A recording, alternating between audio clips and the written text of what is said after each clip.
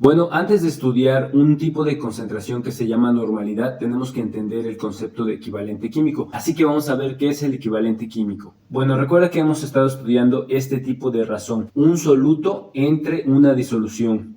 Es decir, hemos estado estudiando cómo un soluto se disuelve en estas disoluciones. A veces lo hemos estado estudiando en disoluciones de 1 litro y a veces lo hemos estado estudiando en disoluciones de 100 mililitros. Recuerda que 100 mililitros es la concentración llamada porcentual. Y también este soluto le hemos estado midiendo sus diferentes propiedades. Es decir, a veces en el numerador medimos el peso de este soluto, a veces medimos el volumen de este soluto, a veces medimos el número de moles que tiene este soluto y en la última concentración vimos el número de osmoles que tiene este soluto. Ahora lo que vamos a estudiar es una propiedad química que tiene este soluto, es decir, qué hace químicamente este soluto cuando lo disolvemos en nuestra solución. Y es aquí donde se inventa el concepto de equivalente químico. El problema del equivalente químico es que cambia un poquito la definición dependiendo de la reacción química y de las sustancias que participan. Es decir, a veces nuestro soluto puede hacer algún tipo de reacción química con sus hidrógenos. A veces este soluto puede hacer otro tipo de reacción química con electrones y a veces puede hacer otro tipo de reacción química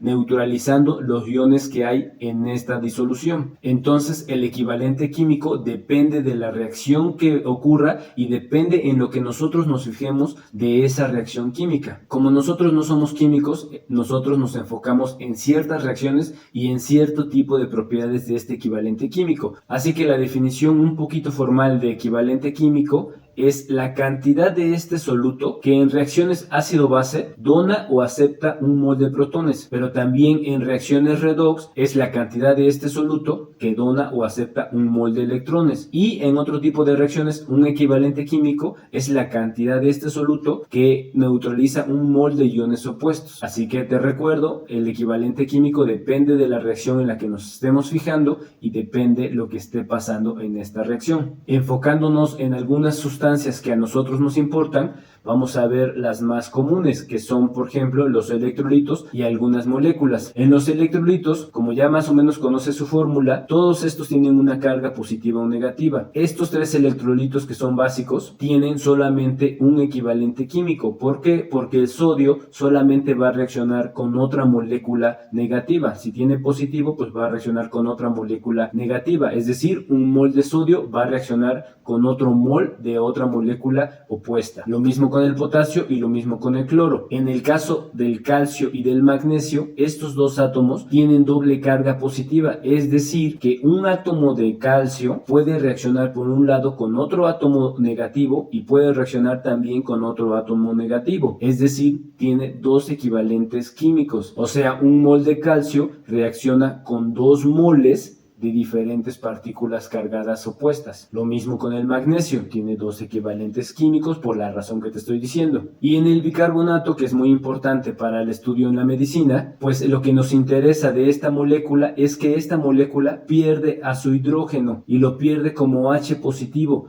Esto es lo que nos importa. Una molécula de bicarbonato pierde una partícula de hidrógeno positivo, por lo tanto tiene un equivalente químico. Tal vez te estés preguntando que esta otra parte de la molécula puede reaccionar. Tal vez sí, pero en nuestras reacciones bioquímicas no le damos importancia porque regularmente no ocurre esta reacción en reacciones bioquímicas. Y las moléculas más comunes también que estudiamos sus equivalentes químicos es el ácido clorhídrico, que acá lo podemos ver, pierde este hidrógeno. Fíjate bien que también el cloro se pierde y se pierde como negativo, pero tampoco le damos importancia porque solamente nos interesa, y es lo que te decía del equivalente químico, nos interesa cierta reacción en determinada sustancia.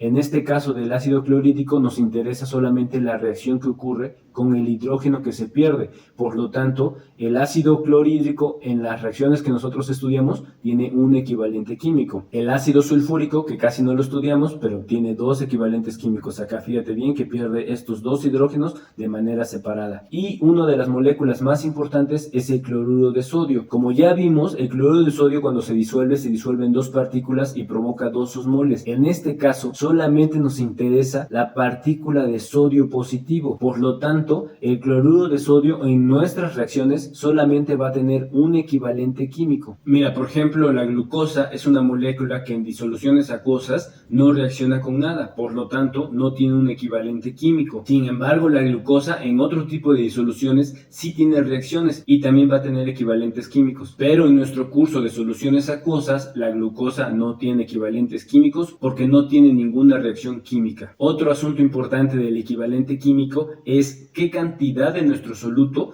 va a tener una reacción en nuestra disolución. Es decir, tú le puedes poner 1 kilo de un soluto a nuestra solución, pero solamente 1 gramo va a tener una reacción química. Por lo tanto, ese gramo es el que nos importa en el equivalente químico. Y ese gramo se llama peso equivalente, que es lo que vamos a estudiar en la próxima presentación.